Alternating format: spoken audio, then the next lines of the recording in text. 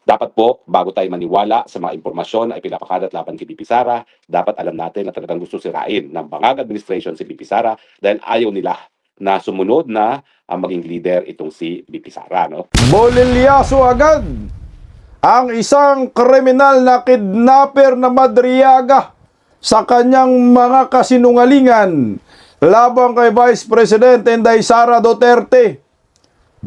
Sinagot at pinalaga ng Presidential Security Group itong hinayupak na markang sinungaling. Bistado naman ang kanyang abogado, anak ng kagwang, abogado pala ito ng mga drug lord, animal. Diyos ko, Ginoo.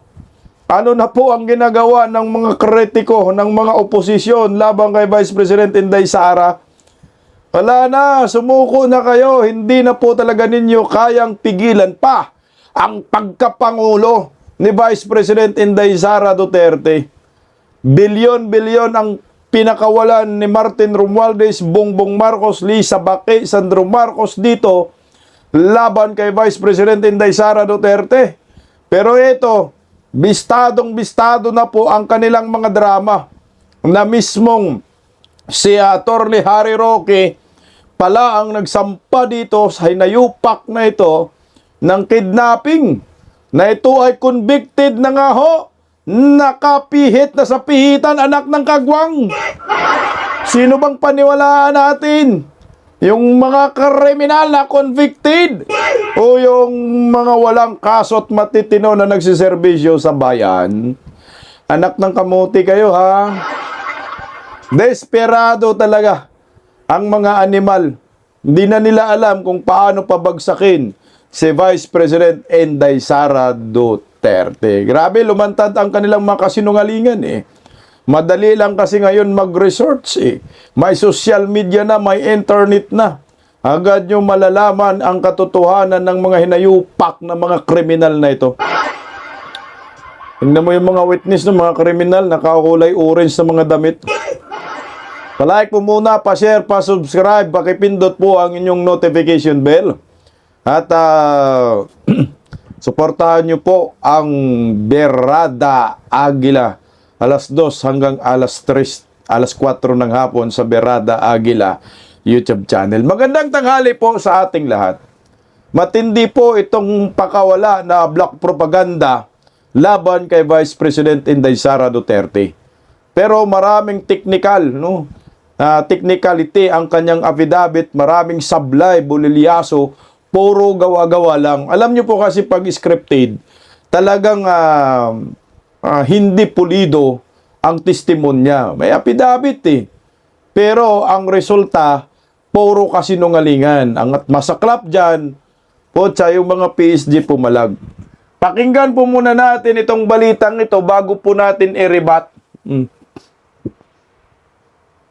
Tila may bagong whistleblower at bagong pasabog laban kay VP Sara. Ang revelasyon, suportado umano ng mga pogo at drug lord ang political campaign ng vice. Narito ang exclusive agenda. Buang ka, Corina. Whistleblower? Pasabog? Baka paninira. May bagong paninira. Putang ina naman talaga itong mga reporter na to eh. Tatanda na lang kayo. Sinungaling pa rin kayo. Tatak kayo sinungaling. Mga bayaran kayong mga animal kayo. Sarap ninyo pagmumurahin kaliwat kanan eh.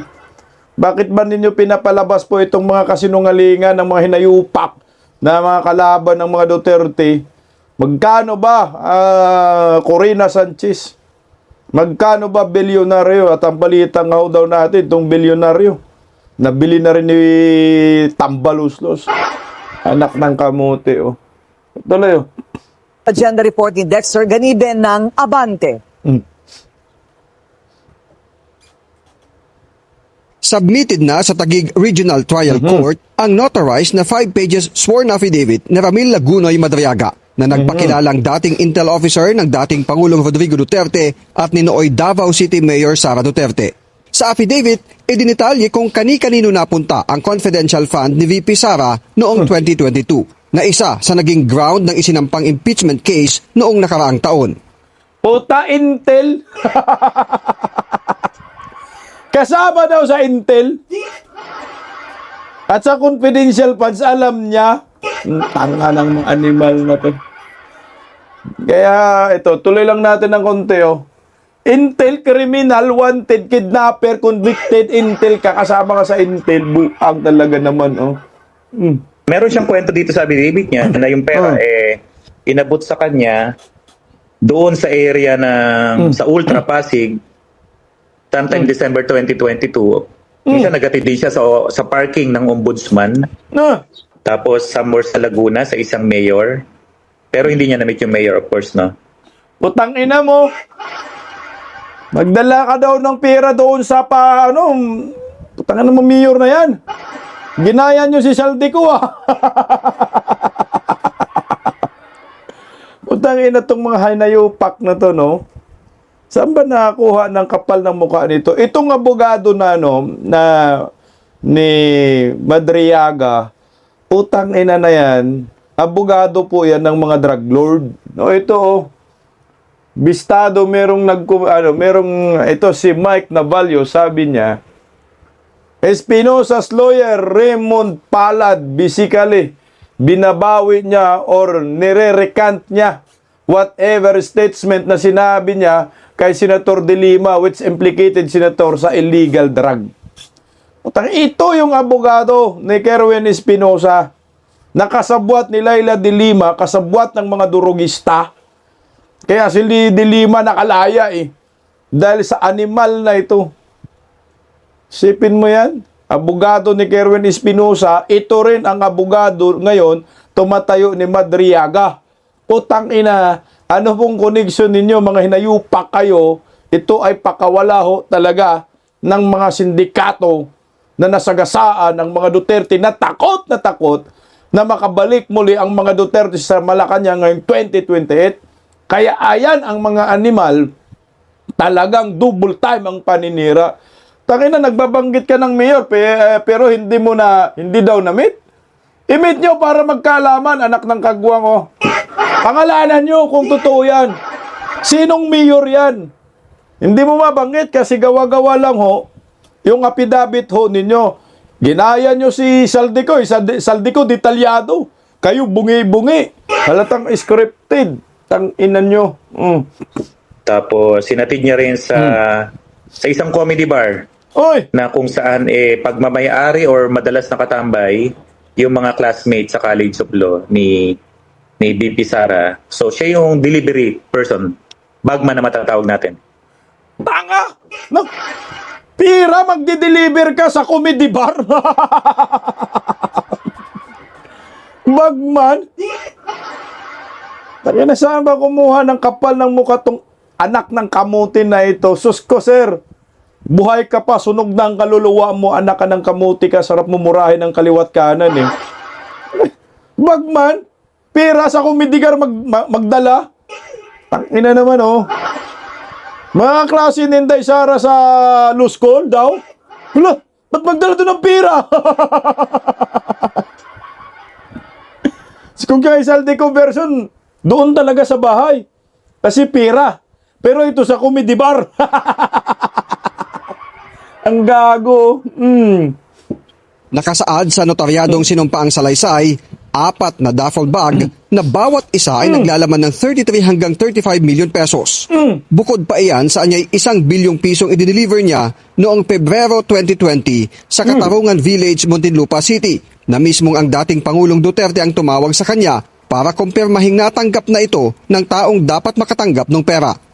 Gago, si Tatay Digong tumawag sa kanya? May cellphone nga, walang cellphone si Tatay Diggs. Mismo ha? Mismong tumawag si Tatay Digong sa kanya. Anak kayo ng kamuti kayo, si Tatay Digong, mayroong special assistant to the president, si Senator Bungo. Kung merong ganyan, bakit putangin na si Tatay Digong direct tatawag sa'yo? Bakit si Kuya Bungo ayaw tumawag sa'yo? Ang tanga mo. Lahat ng transaksyon, kung meron man, lahat ng mga request kay Tatay Digong na makipag-usap, Putang ina, kay Kuya Bunggo ka dadaan, kahit makipag-meet ka lang kay Tatay Digong, makipag-picture dito ka kay Kuya Bunggo. Grabe itong mga hinayupak na mga script ninyo. Putang ina na yan, halatang halata na yan, di na yan bibinta, oh. Una raw siyang pinakilala sa mga Duterte noong 2016 campaign period at nang manalo ay itinalaga siya bilang counterintelligence agent sa National Security Council at tumutok sa Oplan Double Barrel. Putang ina. Antindi ng pwesto, ha. National Security Council talaga. Tumutok sa Oplan Barrel. Putang ina, kidnapper. Convicted. Putang ina ng script. Antindi ng mga sapak ng animal ninyo. Saan ka nakakita is Security Council, Intel, PSG. Gagi, oh. Ay, muna. 2018 nang pinakilala siya kay nooy Davao City Mayor Sara Duterte para magbigay ng mga intel report sa kandidatura nito sa pagkapangulo. Oh, no, no. Bakit kailangan ng Intel report sa pagkapangulo? Utang ina, kandidato sa pagkapangulo? Di ba pangalawang pangulo tinakbo niya, hindi pagkapangulo? Anak ng kamuti na naman talaga. Dito na nga lang, sablay-sablay. Ang tinakbo po ni Vice President Inday Sara, Vice Presidente noong 2022, hindi pagkapangulo. Di ba pagkapangulo yung sinabi? Oh. Inatasan din daw siya ng Vice Presidente at tumutok sa Oplan Double Barrel. 2018 nang pinakilala siya kay nooy Davao City Mayor Sara Duterte para magbigay ng mga intel report sa kandidatura nito sa pagkapangulo. Oh, narinig nyo? Kandidatura nito sa pagkapangulo? Buwang! Ngagawa lang kayo ng script, sablay-sablay pa. Si Inday Sara, walang plano tumakbo ng pagkapangulo at kahit vice presidente. Ngayon may intel ka mag-report.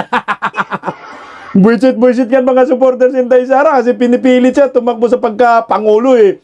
Walang plano, nagkagulo pa pinipilaban dahil dyan eh. Pagkapangalawang pangulo ang itinakbo. Walang plano gayon, mga animal kayo. At bakit kukunin ni Inday Sara yung mga kidnapper sa intel? Putang ina, si Presidente man si Tatay Digong, bigyan ko ng PSG ito na maayos ang credential. Ito, kidnapper, convicted po ito, 1991 pa kidnapper ng animal.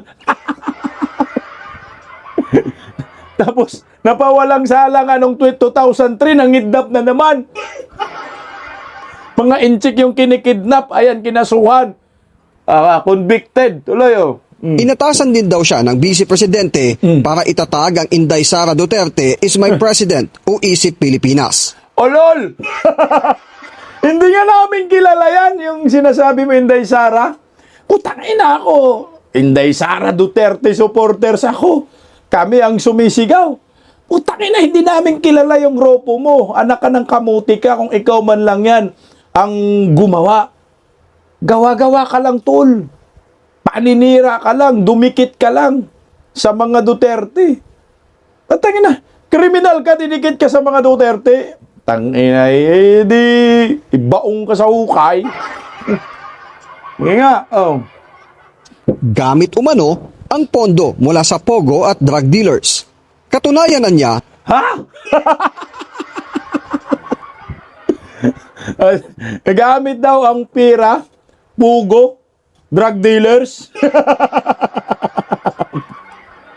Tang inumin naman talaga, napaka-stricto ni Tatay Digong noon, pinaggugurgur ng mga durugista. Tapos drug dealers. Tang ina, ang galing ni Tonyo gumawa ng script, no? Sablay-sablay. Ito na, Presidential Security Group, Trinor daw siya dito. Putang ina na to. ang mister mismo ng alkalde ang nag-utos sa kanya para ilabas mula sa kustudiya ng Bureau of Customs ang kontrobersyal na magnetic lifters noong 2018. Kahit ito ay Puta, kay Trillanes siya yung script, no? Wala Sanang mapulot tong mga animal. Inaideklara ng hot items at kalaunan ay natagpuang wala ng laman sa Cavite. Ang kwento niya sa akin is that alam niya na droga ang laman noon dahil isang Chinese ang tumawag sa kanya na isa sa kasamahan ni Michael Yang na Tangina, no? Yung kaso na yan, may Senate Blue Ribbon Committee na. Ang tindi ng investigasyon. Nung panahon na yan, magnetic, basta gano'n, no? Pero, wala mang nabanggit na Madriaga doon. Tapos ngayon, biglang didiga ka, kinukonek ni Trillanes. Itong si Madriaga doon sa magnetic, putang ina, puro druga. Pero yung Senate Blue Ribbon Committee hearing, ni minsan, wala po, hindi po nabanggit yung pangalang Ramil Madriaga. Kasi nga, kidnapper yan. Iba ang iba ang krimen na ginagawa nila, hindi dun sa shabu-shabu. Itong si Madriaga. Ang krimen nila, mga kidnapper sila, kidnapuran Sam group. na sinabi, kontakin mo si ganito at tulungang ilabas yan. So definitely, the moment magsalita yung Chinese na yun, alam niya, drugs ang pinararating talaga. Kung hindi drugs, baril. Kaya alam talaga niya na drugs yun. Ayon Putang ina! Kung di daw drugs, baril. Pero alam niya talaga na drugs yun. Dinagdagan mga bugago ka. Na drugs na nga, na baril pa. Animal talaga naman, sa abogado ni Madriaga, nais niyang mailabas ang kanyang personal na nalalaman dahil sa pangamba sa kanyang buhay. Matapos umano ang ilang pagbisita sa kanya ng taong konektado sa Vice President. Putang ina! Binisita pa talaga siya ng tao ni Inday Sara dyan sa BJMP?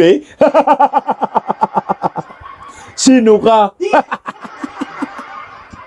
Gago, tuloy. Nauna na rin naiulat ng kolumnistang si Ramon Tulfo ang pagbisita ni VP Sara kay Madriaga sa 10 oras ng gabi sa Camp Bagong Diwa sa Bikutan, kung saan nakakulong si Madriaga dahil sa kasong kidnapping.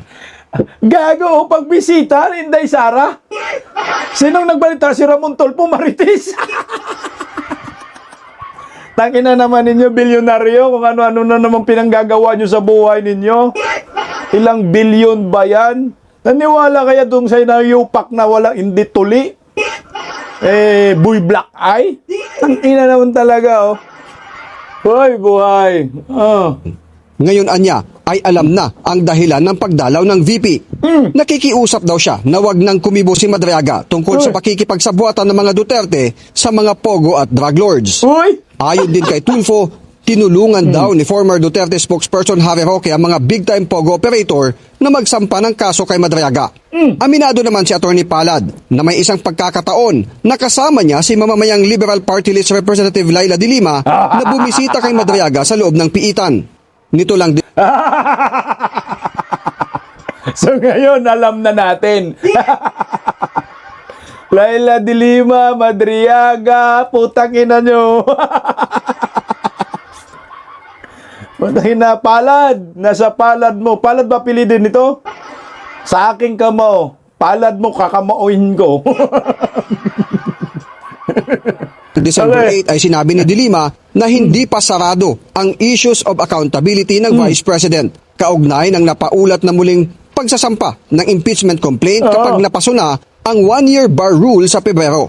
Binigyan natin ng electronic copy ng affidavit ni Madriaga ang Office of the Vice President kahapon para sa komento ni VP Sara. Para sa agenda, Lolo niya, Dexter bilyonaryo. Garibe, Aban. Abante buang kayo. Tangina, dapat ipaklus na kayo eh. Puro paninira lang, nagpagamit kayo sa dilawan, mga drug lord. Tingnan mo ha. Abogado ni Madriaga, abogado yan ni Kerwin Espinosa, kaibigan ni Laila de Lima, bumisita kay Madriaga. Hindi si Inday Sara ang bumisita sa BJMP, kundi si Laila de Lima, mga buang kayo. Kayo yung bumibisita eh. Ba't si Inday Sara turo ninyo? Anong gagawin ni Inday Sara dyan sa BJMP? Putang ina, hindi matagal na dapat ginamit ho ninyo yung black propaganda. Bakit ngayon lang? Kung totoo yan. Kasi nga, putang ina, matatapos na kayo sa flood control, galit na ang taong bayan. Wala nang naniniwala nga dito eh. Tingnan nyo sa mga comment section, yung mga reaction dyan sa mga balita na yan, putang ina, nakatawa lang lahat. Blood comments, binabatikos yung mainstream media, putang ina kasi mga bayaran. Dapat wag po kayong basta-basta magbalita. Kasi kasiraan po yan. Tingnan mo, niriribat ngayon ng PSG. Itong hinayupak na kriminal na kidnapper na si Madriaga. O, bago natin i-play yung video tungkol kay Attorney Harry Roque, kasi si Attorney Harry Roque may personal knowledge pala dito sa kriminal na ito, kasi si Attorney Harry Roque ang nagsampa talaga ng kaso dito. Convicted na kasi yan eh. Putang na, napalaya lang ng 2003. Hukumbita yan si Madriaga. Yung sentensya sa kanya, ang problema nakalaya nung 2003. Dapat nabitay na tong animal na ito. Again, abogado po yan ni Kerwin Espinosa na confessed drug lord. Yan ang maliwanag po dyan, confessed drug lord. So narito po yung mga PSG na pumalag, si Cornel Lachica, umalma sa paratang. PSG po yan. Okay, basahin po natin yung sinasabi. Tatlo po ito pumalag ni Cornel Lachica. Ito yun. Ang sabi po niya, ito ay statement ni Cornel Raymond Dante P. Lachica. This statement issued to address reports citing claims attributed to Mr. Ramil Lagunoy Madriaga. Categorically, he state that I do not know Mr. Madriaga and have no personal or professional dealings with him at any time. Sino ba kasi makipagkakilala dito sa kriminal na ito, kidnapper? Any assertion suggesting that I was associated with, recommended by, or worked with him is false and devoid of factual basis. Assignments within the armed forces of the Philippines, particularly to security units supporting national officials, are governed by established procedures, formal vetting, and command authority. These processes cannot be influenced by private individuals. Mayabang kasi, trainer daw siya As a career officer of the Philippine Army, I have always carried out my duties in accordance with lawful orders, established protocols, and the core values of the Armed Forces of the Philippines. I take exception to the use of my name in narratives that lack verification or institutional grounding. I respectfully ask the public and media to rely on verified information and official armed forces of the Philippine sources. I remain ready to provide clarification to any competent authority as required. Kasi ginagamit nga, di ba? Sabi Intel, PSD pa, ang animal. No? Tangina Trinor. Ito pa, isa pang PSG. Ito pa isa. Tingnan mo Ang sabi naman, ito ay ulat ng Mindanao Times. Former PSG commander denies knowing accuser Ramil Madriaga. Hindi na natin anuhin yung affidavit ni Madriaga. Basahin, putang na, buisit ka na lang No? Dito na lang, yung mga ribat na lang ng mga PSG. Retired Brigadier General Randolph Cabangbang, a former commander of the Presidential Security Group, has issued a statement saying he does not know Ramil Madriaga, the man whose allegation linking Vice President Sara Duterte to drug lords in Pugo stirred online buzz. Cabangbang speculated that Madriaga may have befriended as PSG member and used that connection to pretend to be a member of the PSG. He added 2 times, there are many people like that. Madriaga remains detained at Camp Bagong Diwa on a separate kidnapping charge according to police records. Putang ina, no? Kidnapping mula noon hanggang ngayon, paniwalaan po ninyo, ulul. Ito naman yung isang statement ng isa pang PSG. Ang sabi naman ho ni ito PSG Niembra. Former PSG chief Jim Niembra. I don't know Ramil Madriaga. And as far as my memory serves me right, there was no such name in the PSG roster during my time. Utang ina, nagpa-picture ka lang Presidential Security Group, PSG ka na. Gago talaga, no? Retired Major General Jose Ariel Niembra, a former commander of the Presidential Security Group, stated in a message 2 times that he does not know Ramil Madriaga. Mindanao Times din pa rin to, ha. Madriaga is the man whose recent allegation linking Vice President Inday Sara. Madriaga remains detained. O, yan na nga. Hindi kilala itong gago na Madriaga ng Presidential Security Group. Paano ka magiging Presidential Security Group, miyembro dyan, gago nga, kidnapper ka? Mga military lang po yan ang maging Presidential Security Group. Ayon naman kay Jassy Igan, ito talaga, ni Tatay Digong to, personal nurse yata to, si Jassy Igan. Maraming nagtatanong kung kilala ko si Ramil na di umano ay dating PSD ni PRRD. Ang sagot ay hindi. Never ko ngayang nakita or nakasama. Pangalawa, when PRRD won in 2016, yung senior security ni PRRD na policeman ay binigyan na lang ng ibang assignment with the first family. Bakit? Dahil ang qualified lamang na maging PSG ng Pangulo ay need makapagtapos ng VIP protection course. Kahit matagal ka na bilang security aid, hindi ka pwedeng mag-duty unless mag-schooling ka muna ng 3 months in order to become a PSG. Si Ramil ni hindi nga officer, hindi PMAyer, kaya sobrang labo ng kwento niya dahil alam ng lahat na sobrang strict ng PSG pagdating sa seniority at qualifications.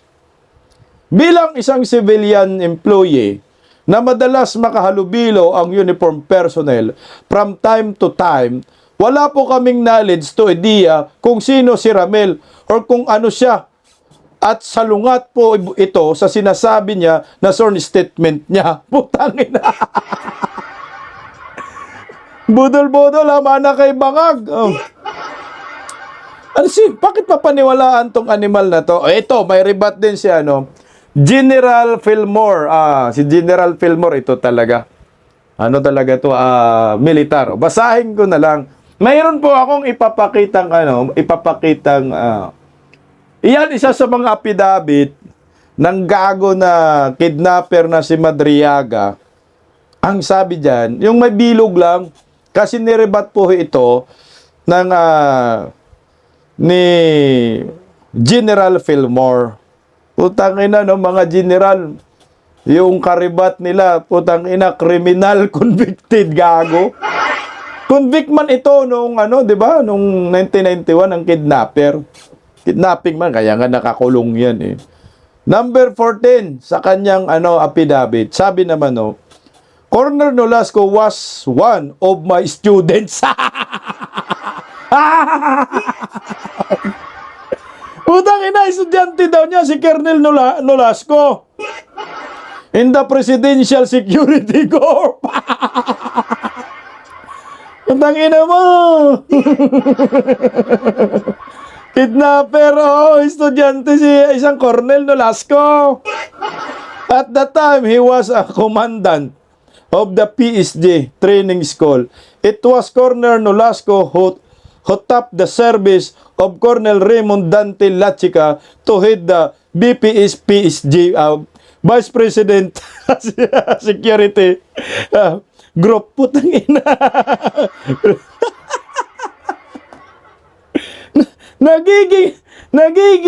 nagiging professor siya. Pantakin mo, anak ng kagwang, paano nagiging professor ito? Animal talaga naman. Professor yata to ni Trillanes. Sabi ni General Fillmore, Colonel Nolasco naging estudyante ni Madriaga sa PSG. Ang mga training instructors ng PSG Training School ay galing sa elite unit ng Armed Forces of the Philippines. Katulad ng Marine Forces Recon, Scout Rangers, Light Reaction Regiment, Navy SEALs. Putangin na, si Madriaga po, elite din po yan. Elite na kidnapper. Ang commandant ng PSG Training School na si Colonel Nolasco ay naging estudyante daw niya. Wow! Divert pa more. Gago, no? Matatawa na lang tayo sa mga animal. Hindi, wow! Colonel Nolasco daw? Estudyante ni Madriaga. Instructor ang animal. San ba? PMAyer ba yan? Hindi nga PMAyer, kidnapper. Oh, ER. Kidnapper, PMAyer, buag na lang, no? Tangin ng kalukuhan, gagawa lang kayo ng affidavit, sablay-sablay pa. Tama, si General Fillmore, diversionary tactics. Wala nang maniniwala. Sobra-sobra yung paniningaling eh. Yung kay ano nga lang, yung sinabi na direktang tumawag si Tatay Digong sa kanya. Putangin na, walang cellphone si Tatay Digong, maniwala ko kayo. Yung tawag ng ni Tatay Digong, dadaan kay Senator Bongo, ito, pakinggan natin ito. Rebat din natin ito bago natin si Atty. Harry Roque. Yung phone is still in the custody ng RTC. Pero pag pumasok na siguro dito yung issue ng national security, baka masakti na yan. Forensic yan at makita talaga natin kung sino mga ka-text niya, kung kanino mga numbers ang nandoon. Ang sinasabi niya, lahat nitong mga sinasabi niyang mga numbers na to ni former President Duterte, naka-save sa kanya yan.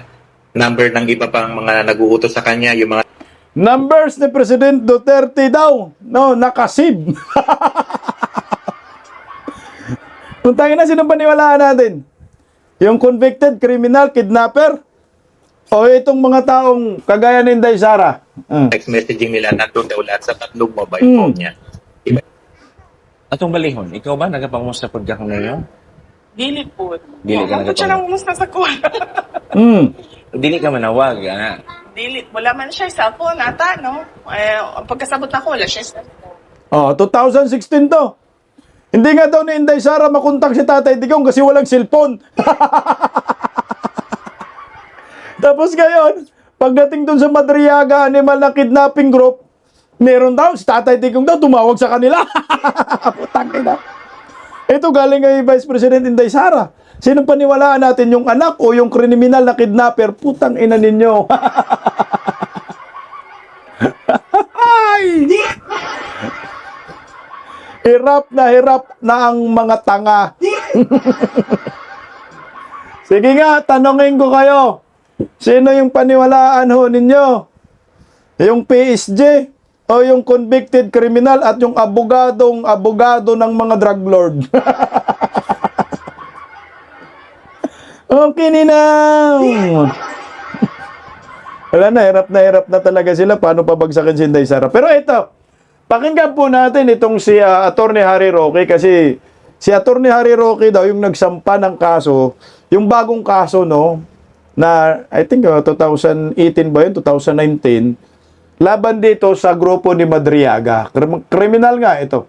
Kidnapping ba yun? Kidnapping. Yung kaso? Ano po ba nangyari noong Well, 2023? Unang-una, hindi ko siya kakilala until dinimanda ko siya for kidnapping. So wala kaming falling out dahil hindi ko siya kakilala from ADAM. No? Okay. Ang alam ko lang, siya ay na-identify as unang-una, suspect nga doon sa kidnapping na yon. At later on, nung na-recover yung mga biktima ng kidnapping, positively identified siya as being one of the kidnappers. So kung sinasabi niya nakakilala ko siya before at nagkaroon kami ng falling out, that's an outright lie dahil hindi ako mag-associate sa mga karakter gaya ni Ramil Madriaga. I think it's more of falling out with VP Sara kasi daw po hiningi niya yung tulong ni VP Sara when you filed the case against him pero hindi raw siya tinulungan. Ganun po ba ang version na Well, alam nyo, ang pagkakaalam ko lang, hindi siya kakilala ni VP Sara. Kasi alam mo, sa piskalya pa lang yan, ginamit na niyang alabay na yung panahon daw na di umano na nanginap sila, siya ay nag-a-attend ng isang parallel event ni VP Sara. No? At ako naman, nung nakita ko yan sa kanyang affidavit, pinagbigay alam ko kaagad sa tanggapan muna ni VP Sara kung talagang kakilala siya. No? At ang sabi sa akin, hindi yan personal na kakilala ni VP Sara. In fact, hindi siya kakilala ni VP Sara. Ang may kilala lang yung isang tao na may koneksyon kay VP Sara dahil galing sa yung eskwelahan kung saan nag-graduate ng law si VP Sara sa San Sebastian Law School. No? So yun ang pagkaka-explain sa akin. Later on, si VP Sara mentioned to me na nagkaroon siya ng threat sa buhay niya and it was coming from Ramil Madriaga. Ang sabi niya sa akin, it was duly blattered, no? At ang threat was directed against VP Sara and myself, no? Pero walang nasabi sa akin si VP Sara. Ang tanong nga sa akin ni VP Sara, sino ba yung Madriaga na yan, no? Bakit ako tinitrete niyang Madriagang yan? Yun ang pagtataka na may mga larawan na kasama siya ni VP Sara kasi politiko naman talaga si VP Sara, no? Talaga namang 32 million ang bumoto kay VP Sara, siguro sa kampanya at yung mga pictures na yan doon sa oath-taking, siguro hindi bababa sa 5 million ang merong larawan kasama si VP Sara. Correct. Putangin na, yung picture pala na nilabas natin kagahapon, siya pala talaga yon. Pero sabi kasi ni Sas, hindi. Si Madriaga pala yan, no? Alam nyo, yung mga picture nga, sabi ko nga rin naman kagahapon, kahit si Madriaga yon, tama yung sinabi ni Atty. Harry Roque. Politician si Inday Sara. Lahat ng gustong magpa-selfie, hindi niya yan tinatanggihan. Talagang selfie to the max. Dahil politiko si Inday Sara. Pero it doesn't mean na nagpa-picture ka kay Inday Sara, buwang ka, kaibigan na kayo, lulo mo. Nagpa-picture ka kay Inday Sara, animal ka, close na kayo, siraulo ka. Untang ina naman talaga, nagpa-picture ka lang doon sa picture na Presidential Security Group, PSG ka na. Ganun ba palang ang basihan? Ha? Ay, teka lang, magpa-picture ako kay Bubuin para close na kami.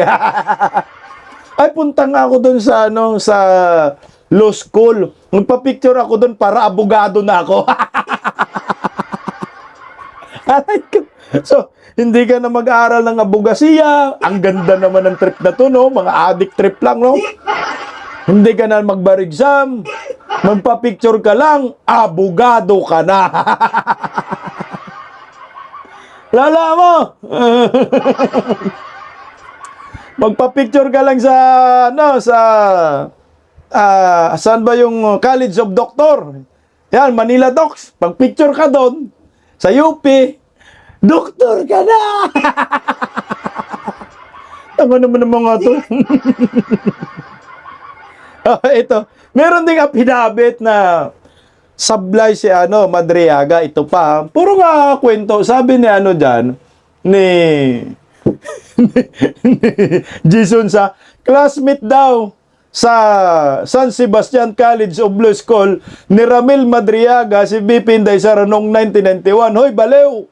Elementary pa lang si Sara Duterte noon. 1991. College of Law classmate sila. Inday Sara, elementary pa si Inday Sara pala niyan. Kaya si tatay, hindi pwedeng mag-classmate sila dyan, 1991. putang ina, manira lang ng manira. Gusto lang makapanira. Wala as in. Alam niyo po, ang kawawa lang ang taong bayan. Ito, kasabwat itong mainstream media, dapat ito parusahan eh. Tingnan mo ha, yung affidavit ni Madriaga, ginaya niya si Saldico. Sige nga. Ngayon, sino yung paniwalaan ho ninyo dito sa dalawang tao? Si Madriaga, convicted kidnapper. No? 1991, hukom bitay na dapat yan eh. Nakalusot lang ng 2003. Iwan natin, paano nakalusot? Or si Saldico. Kasi ginaya nila yung script ni Saldico eh. Si Saldico kasama talaga, kongresista, nagiging chairman ng General Appropriation Committee, kasama nila Sandro Marcos, pinagkatiwalaan ni Bongbong Marcos. 3 taon pinakinabangan ng pamilyang Marcos, si Saldico na isiniwalat ang lahat ng kabalbalan nila. Sige nga, sino ang paniwalaan ninyo? Si Madriaga na hindi po nagiging opisyal ng gobyerno. Si Madriaga na talagang kidnapper, convicted, munti ka na mahukom bitay, sana nabitay ka na lang, animal ka. Na ginamit ngayon ng mga Marcoses, ginamit ngayon nila ni Trillanes. O itong si Saldico, naging kongresista, kasama ni Martin Romualdez, kasama sa mafia sa insertion, may alam sa budget, na kumanta. Sige, pag-isipan ho ninyo. Ang tanga ho ninyo kung maniwala kayo sa kidnapper. O ito pa isa. Sinong paniwalaan ho ninyo? O ito. Kasi putang inang mga bubonistang tanganista, mas naniniwala pa sila kay Madriaga kaysa kay Orly Gutisa, anak ng kagwang. Sinong paniwalaan ninyo? Si Orly Gutisa, na ex-marine, na ikwininto lahat ng delivery na pera kay Tambalustos kay Saldico, na sinuportahan ni Saldico, o dito kay Madriaga na kidnapper convicted sa kidnapping, na nagkikwento naman, ginaya po ang script, gumaya ng script, ginaya ang sinasabi ni Saldico, di pala script kay Saldico, script ng Madriaga. Ginaya yung mga sinasabi ni Saldico. Gumawa ng script. Utang ina. Ex-marine o kidnapper? Saan kayo maniniwala? Ang tanga po ninyo, pag maniniwala kayo sa kidnapper, na hanggang ngayon nakakulong. Sistensyado na nga nung 1991. O ito, i-play natin konti. Sa mga hindi nakapanood. Ito si Madriaga, convicted noon. June 4, 2022, dalawang magpinsang Chinoy o Filipino-Chinese ang dinukot sa Tondo, Maynila. Tapos ang mahigit 10 araw, June 15, 2022. Matagumpay na na-rescue ng PNP AKG ang dalawang kidnap victim upang makapuslin. Naplakakan ng mga pulis ang getaway vehicle ng mga kidnapper. Sa bayan ng Pililla sa Rizal, nagkaengkwentro ang mga pulis at ang grupo ng mga kidnapper. And the part of the group, yung Kidnap for Ransom group, sa Madriaga group, dalawa ang namatay sa kanila. Mga nasawi ay miyembro ng isang notorious na sindikato, ang Madriaga Kidnap for Ransom Group. Ang leader ng grupo, kinilalang si Ramil Madriaga. Ayon sa nakalap naming resibo, taong 1996 nang makasuhan si Ramil Madriaga dahil sa pagdukot sa isang Chinese businessman. 1996 pala, sorry, 1991 ha. Noon pa pala itong animal na ito, noon pa talaga mga kidnapper na yan. Putang ina, 1996 ha. O, pakinggan natin. At ang nung nakasampan din ng kaso na Turna Hariruki, kidnapping pa rin. Same as business as usual. O. April 30, 1997. Guilty ang naging hatol ng Pasig City Regional Trial Court sa 3 akusado para sa kasong kidnapping for ransom. At ang hatol, death penalty. Pero taong 2003, pinawalang sala sila ng Korte Suprema. Mula noon, business as usual daw ang grupo. Our intelligence report, lumalabas po, nakakarating pa sila sa Pangasinan and Region 3, 4A, and 4B, and also in NCR. Kabilang nga sa naging biktima nila ang magpinsang Filipino-Chinese na na-rescue sa Laguna. Kaugnay nito, sinampahan ng kasong kidnapping sina Ramil Madriaga, Ronald Alivio, Jaime Patano, Ervin Bernados, at Richard Babagay. At group is also involved in providing VIP security sa some businessmen and some politicians dito sa NCR area at saka Region 4A. Pero may pagkakataon umanong ang ibinibigay nilang security ay siya rin umanong ginagamit para dukutin ng taong dapat ay pinoprotektahan nila. Matapos ang isang taong pagtatago, natuntun na rin sa wakas ng PNP Anti-Kidnapping Group ang 5 suspect sa pagdukot sa magpinsang Filipino-Chinese sa Tondo noong June 3, 2022. Kabilang sa mga naaresto ang mastermind na sina Ramil Madriaga at Jaime Patano. Dati raw close-in security na magpinsang negosyante ang mga suspect. Plinano raw ni Madriaga na dukutin ang magpinsan at ipatubos sa halagang 100 milyong piso. Puta, dapat to kumbitay na tong hinayupak na to eh. Noong 1996, ganun ang ginagawa. Napalaya noong 2003, umulit muli. Ang kanilang ginagawa talaga, nang bibiktima ng politiko, nang kikidnap. Putang ina tong hayop na to. Oh. Mahalang bituka na ho ito. Ito yung mga taong hindi na dapat pamarisan. Buti, hindi na uli ni Tatay Digong. Nabao na sana sa ukay ang gagong ito. Okay. So pakinggan po natin si Attorney Harry Roque kasi meron siyang kasi 'di ba?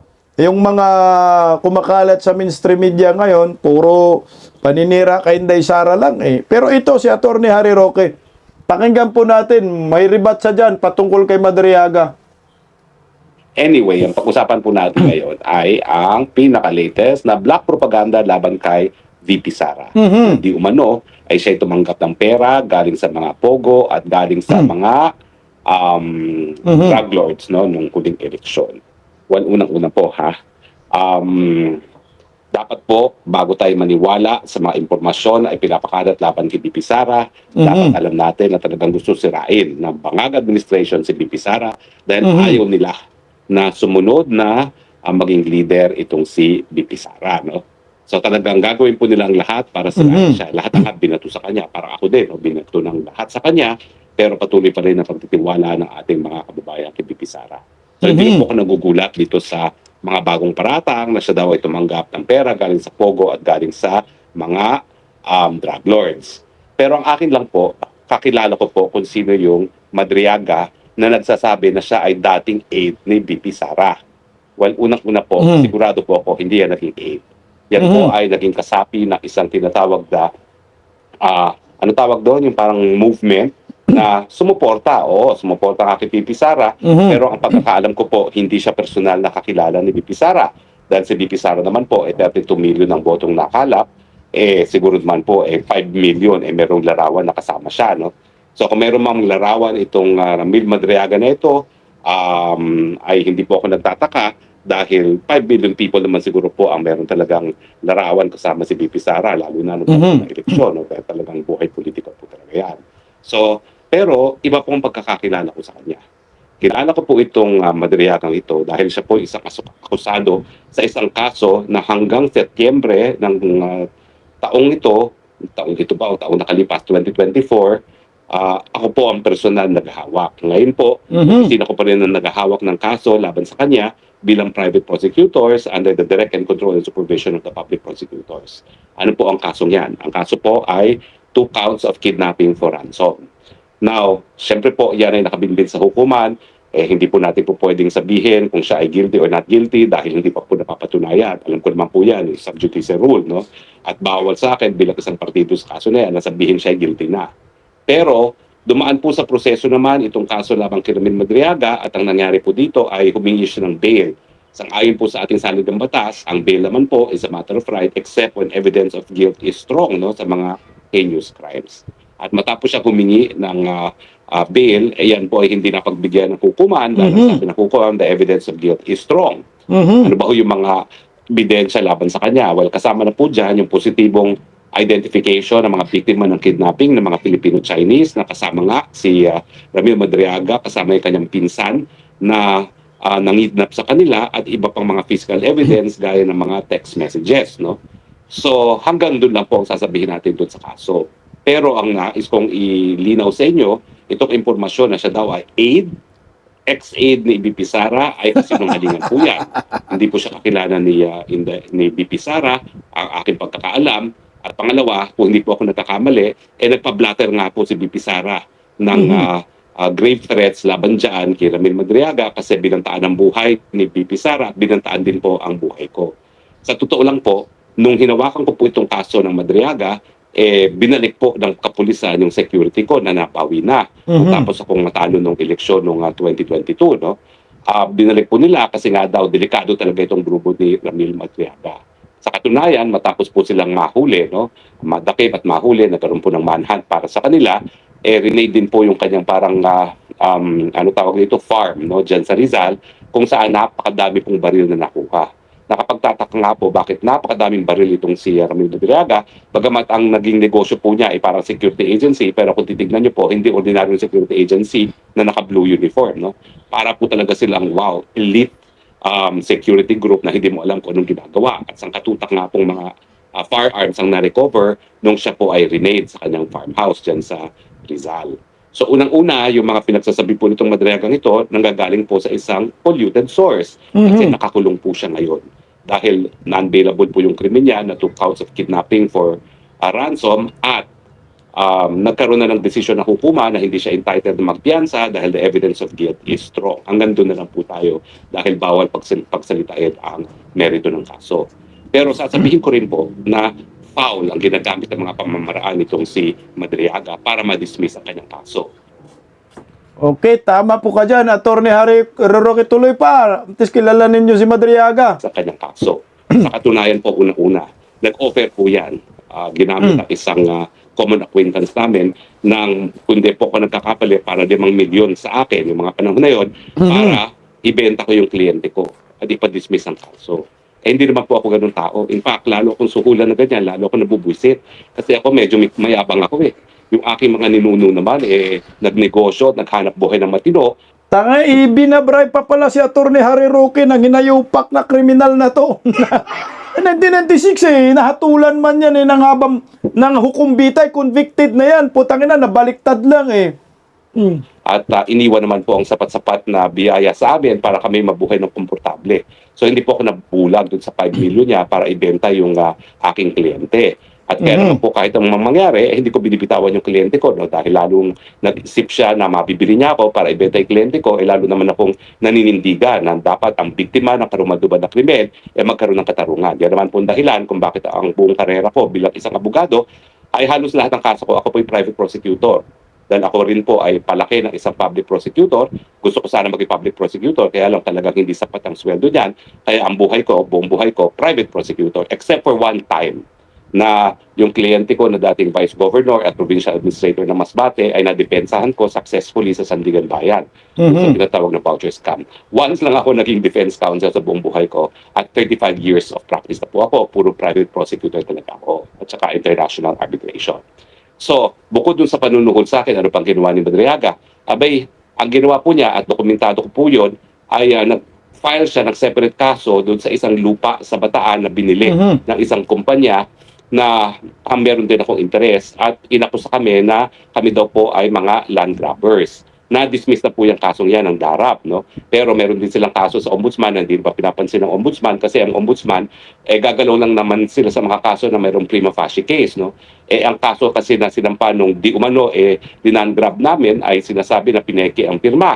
Samantalang established naman po na pumarap siya sa notaryo at saka pirma niya yon, ay may mga larawan pa nga po na siya ang pumirma dun sa kontratang yon. So nagtataka po ako kung bakit ngayon sinasabi niya na land grabbing daw yon. But in any case, wala po akong direct involvement sa kasong yon dahil hindi naman ako pumirma ng kahit anong kontrata doon sa kasong yon, no? At gaya ng aking sinabi, dinismiss naman po ng DARAP yang kasong yan. Bagamat itong si Ramil Madriaga ay, nagbayad po ng mga vloggers na sinasabing ako daw po ay land grabber, kaya naman namin na-booking siya kasi yung isa na nagpanggap na biktima, nakita namin sa isang larawan na kasama niya sa isang pagtitipon, no? Pero yung babaeng yun ay nagpanggap na biktima. Kasi officially, nagpanggap siya na biktima, pero kung hindi namin nakita yung Facebook picture ng babaeng yun, hindi namin malalaman na talagang kaibigang matalik pala yan ni Madriaga. So ganyan po ang kanyang mga pamamaraan. So ano ngayon ang ginagawa nitong Madriaga nito? Obviously, siya ngayon ay nagpresenta sa mga bangag na maging di umano whistleblower labang kay VP Sara kapalit na ipapadismiss ang kaso niya. Alam niyo, malungkot, advance na po ng kasong yan.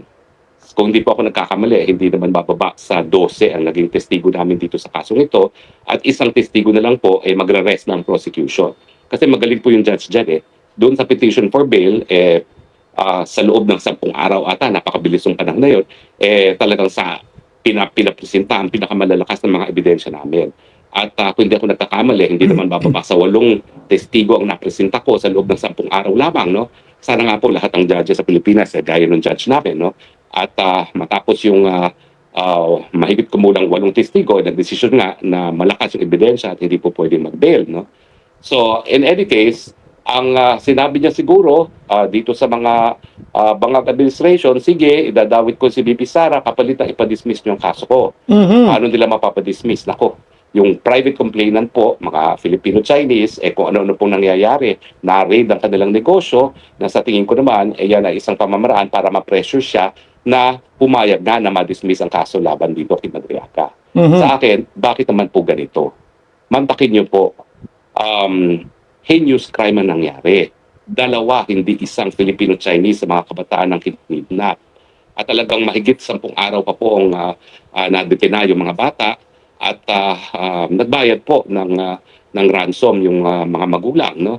At mabuti na lang po, nagkaroon po ng bypass, so yung dun sa pagbabayad ng ransom, nagkaroon ng operasyon at doon nahuli nga po yung mga co-accused ni Madriaga, no? Kasama na yung first cousin niya. At actually po, may mga namatay dito. 2 kidnappers sa pinaghihinalaan ang napatay po, doon nagkaroon ng putukan, at isang pulis. Naku, nakakaawa po yung mga batang pulis, batang-bata, no? Na pulis na taga Mountain Province, kung hindi ako nagkakamali, artistahin pa naman, no? So 3 po ang namatay doon sa operasyon para ma-recover yung 2 Filipino-Chinese. Tuloy lang natin konti. Mas magandang impormasyon no ito. Bakit naman ganitong karungal-dumal ang kribil neto? Bakit papayagan ng kahit sinong administrasyon na ma-dismiss kapalit lamang para idiin ang kalaban sa politika na si Inday Sara Duterte? No? So tingin ko po, desperado na talaga itong administrasyon neto at binababoy na pati ang sistema ng katarungan natin. Hindi ko po alam kung mape-pressure yung mga magulang ng mga kabataang ito para i-dismiss ang mga kaso. Sana naman po hindi. Pero sa mga balitang nalalaman ko po ngayon, at ang pakiusap nga niya, wag na ako magsalita daw dahil baka lalo silang ipitin, nako, baka nga po, at some point, bumigay, wag naman po sana dahil pag napalaya na naman itong mga ito, baka kung ano na namang krimen ang mangyari. Alam niyo po, sa katunayan, bago pa sila makasuhan dito sa kasong ito, nakundik po itong Madriagang ito for kidnapping, kasama din yung pinsan niyang buo.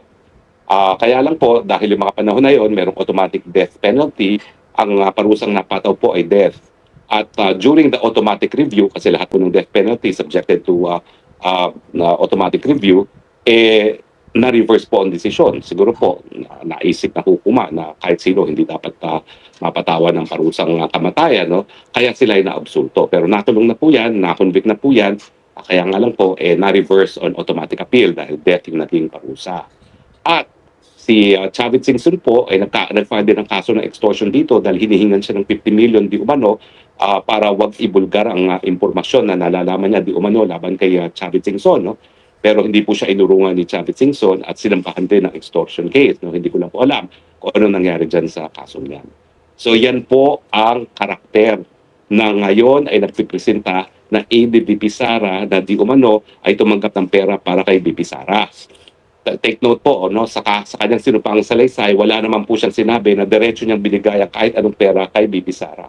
Ang sinasabi lang niya, yung isang beses, binigay niya dun sa isang naging aide ni Inday Sara na pinasisinungalingan naman ng aide at isang beses, sa kotse daw na nagpalitan at kinuha yung kotse. No?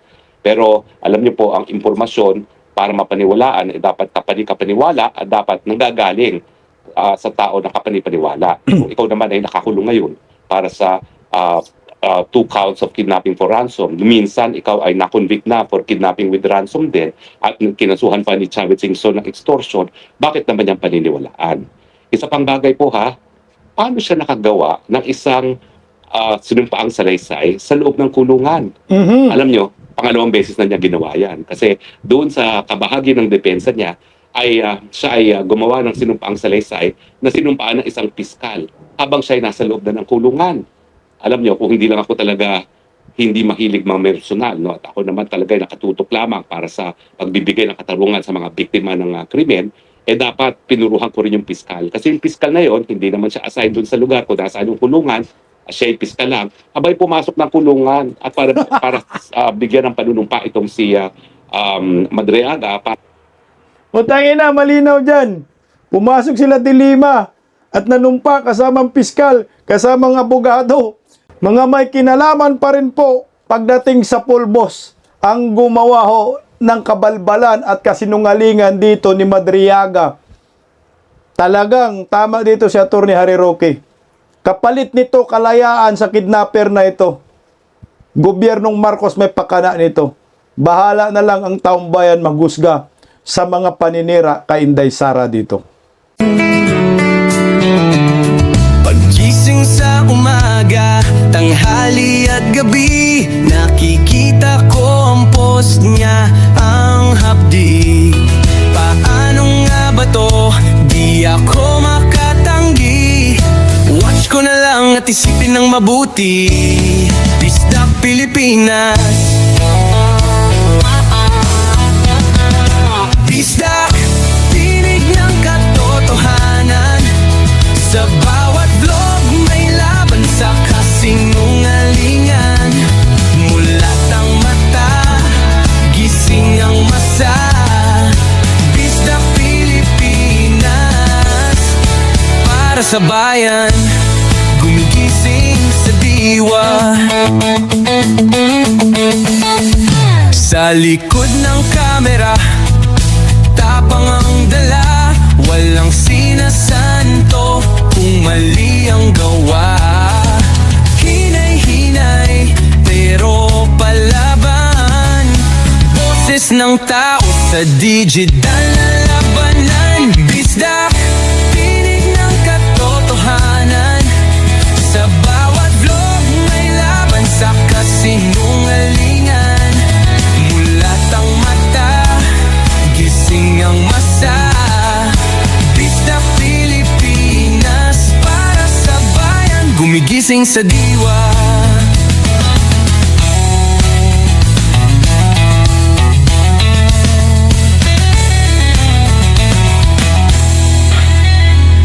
Hindi artista, hindi politiko, pero ang katotohanan, sigaw niya ay buo. Sa YouTube o Facebook man siya makita, may aral ka pa rin, may uwi sa bawat salita. Bisdak, gising sa katotohanan. Di lang kwento, kundi panawagan. Sa bawat Pilipinong naghahanap ng liwanag. Bisdak Pilipinas, kasama sa pagbangon ng bayan. Bisdak Pilipinas, boses ng masa. Gising ang diwa. Sa vlog mo may pag-asa.